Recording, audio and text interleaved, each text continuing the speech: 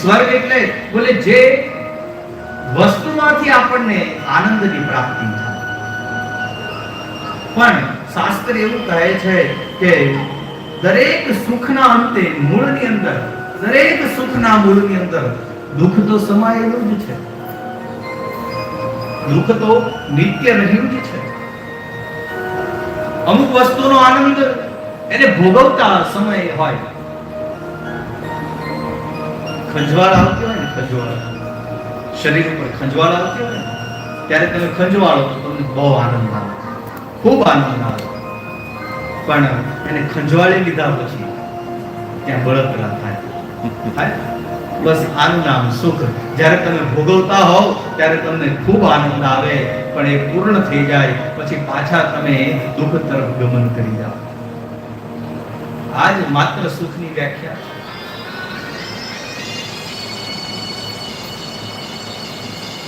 આ કથા પીશ તો દિવ્ય જીવી થઈશ, અને અમૃતનું પાન કરીશ ને તો દીર્ઘ જીવી થઈશ, એટલે કે લાંબુ જીવવા વાળું થઈશ.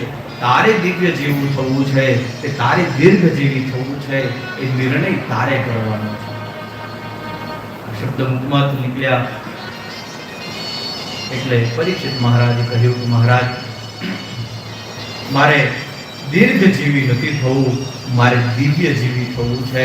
મારે આ અમૃત નથી પીવું. આપ કૃપા કરીને મને કથામૃત પીવડાવો. પ્રાર્થના કરી દેવતાઓ પોતાનો અમૃતનો કલશ લઈ અને જતા રહ્યા. આમ પણ મને કલાપીના એ શબ્દો બહુ ગમે કે ઝડપેલું અમી માણસને કદાચ અમર કરી શકે, પણ ઝડપેલું અમી માણસને ક્યારેય અભયત્વ ન આપી શકે. માણસને અભયત્વ થવું હોય, માણસને ભયમાંથી મુક્ત થવું હોય તો એને કથામાં જ પ્રવેશ કરવો પડે. બાકી આ જગતમાં બીજું કોઈ ભયમાંથી મુક્ત કરાવવા વાળું નથી. કૃષ્ણ જ મને તમને આ ભયમાંથી મુક્ત કરાવી શકે. બ્રહ્માને ખબર પડી કે પરીક્ષિતે આ કથા સાંભળી અને 7 દિવસની અંદર સાંભળવાથી મુક્તિને પામ્યા. એણે બ્રહ્મલોકની અંદર એક તુલા બંધાવી, બધા જ શાસ્ત્રો મુક્તિના એક બાજુ મૂક્યા અને એક બાજુ શ્રીમદ ભાગવતને પધરાવ્યું. શ્રીમદ ભાગવત એ બધા કરતા ચડિયાતું સાબિત થયું. તુલા એટલે આપણે સાદો અર્થ એનો ત્રાજવું પણ કરી શકીએ, પણ અહીંયા જે ગહન ભાષા છે શ્રીમદ ભાગવત સમાધિની ભાષાની અંદર લખાયેલો છે. ત્રાજવો એટલે એમણે બંનેની તુલના કરી. બ્રહ્માનો અર્થ છે બુદ્ધિ, પણ એ વિવેક ઉપર બેસેલી છે. એનો વાહન છે હંસ.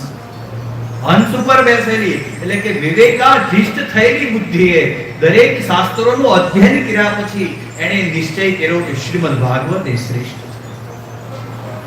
મને તમને એક બીજા કથા તરફ લઈ જાય છે. એકદા તુ વિશાલાયામ ચત્વારો ષયમલા. એક દિવસ સનકાદિ મુનિઓ પ્રસ્થાન કરી રહ્યા હતા અને એમણે એક દ્રશ્ય જોયું. નારદજી સત્વરે ચાલતા ચાલતા આવી રહ્યા છે. દુખી હોય તો લાગી રહ્યું છે. સનકાદિ મુનિઓનું ત્યાં મિલન થયું. નારદજીને પ્રશ્ન કર્યો કે મહારાજ, આટલા શીઘ્ર આટલી ઝડપતાથી કઈ બાજુ જઈ રહ્યા છો? કથમ બ્રહ્મંદીન મુખ કુતશ્ચિંતા તુરો ભવાન ત્વરિતમ ગમ્યતે કુત્ર કુતશ્ચાગમનં તવ. ક્યાંથી આવી રહ્યા છો? ક્યાં જઈ રહ્યા છો? આપના મુખ ઉપર આટલી બધી ગ્લાનિ કેમ છે? અને નારદજીએ ત્યાંથી એક કથાનકની શરૂઆત કરી છે. મહારાજ, અહમ તો પૃથ્વી યાતો જ્ઞાત્વા સર્વોત્તમામિતે પુષ્કરં ચ પ્રયાગં ચ કાશીં ગોદાવરી તથા